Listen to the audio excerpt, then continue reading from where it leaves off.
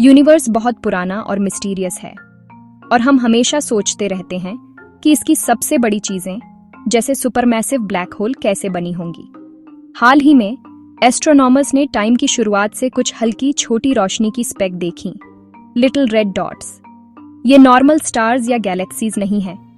ये बहुत छोटे हैं, फिर भी एक गहरे लाल रंग में चमकते हैं, जो इनकी बहुत ज्यादा दूरी और उम्र का साइन है। इनका होना हमारी उस समझ को चैलेंज करता है कि बिग बैंग के बाद इतनी जल्दी कॉस्मिक जायंट्स कैसे बन गए। Little red dots supermassive black hole की कहानी में शायद वो मिसिंग लिंक हैं। इन्हें स्टडी करके हम यूनिवर्स की जवानी और इसके सबसे बड़े निवासियों की शुरुआत के बारे में क्लू ढूंढ रहे हैं।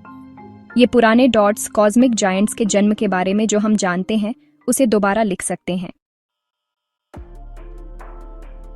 जेम्स वेब स्पेस टेलीस्कोप या JWST ने इंफ्रारेड लाइट में कॉस्मोस में गहराई से देखकर इस डिस्कवरी को पॉसिबल बनाया।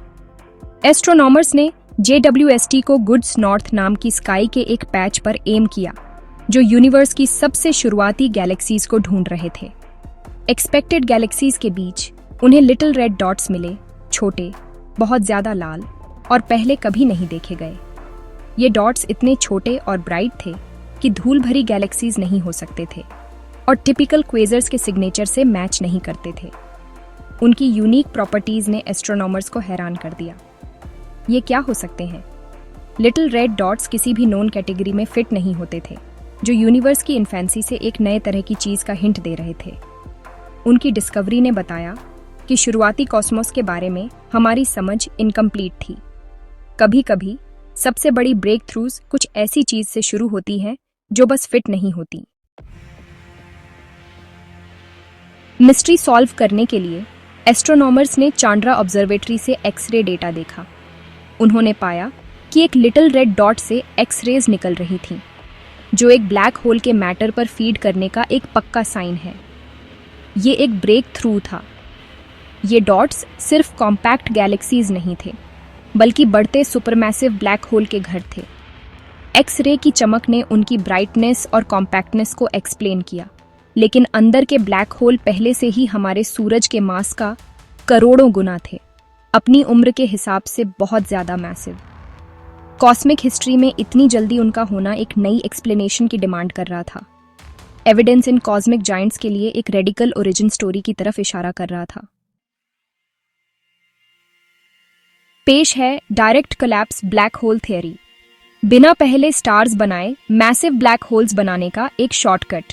यूनिवर्स की शुरुआती रेयर कंडीशंस में गैस का एक बहुत बड़ा बादल सीधे एक ब्लैक होल में कोलैप्स हो सकता था।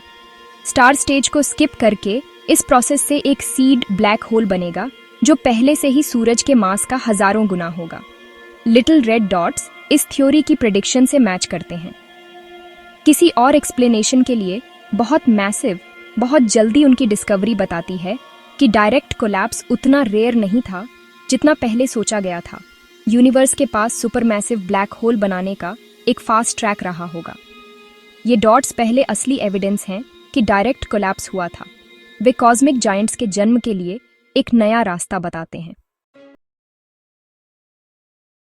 लिटिल रेड डॉट्स को डायरेक्ट कोलैप्स ब्लैक होल्स के तौर पर पहचानना शुरुआती यूनिवर्स के बारे में हमारा नजरिया बदल देता है। ये ऑब्जेक्ट्स बिग बैंग की गैस और आज के गैलेक्सी से भरे कॉस्मोस के बीच मिसिंग लिंक हैं। इन्हें स्टडी करके हम पहले सुपरमैसिव ब्लैक होल को उनकी गैलेक्सीज को शेप देते हुए देख सकते हैं। JWST और ढूंढेगा ये बताते हुए कि यह फास्ट ट्रैक फॉर्मेशन कितना कॉमन था। हर नया डॉट यूनिवर्स की इन्फेंसी और कॉस्मिक जायंट्स की शुरुआत की एक विंडो है। लिटिल रेड डॉट्स थ्योरी और ऑब्जर्वेशन को जोड़ते हैं, यह दिखाते हुए कि हर नई डिस्कवरी के साथ साइंस कैसे आगे बढ़ती है। वे हमें याद दिलाते हैं कि यूनिवर्स सरप्राइजेस से भरा है और हर हल्का डॉट हमारी कॉस्मिक ओरिजिन को इल्यूमिनेट कर सकता है।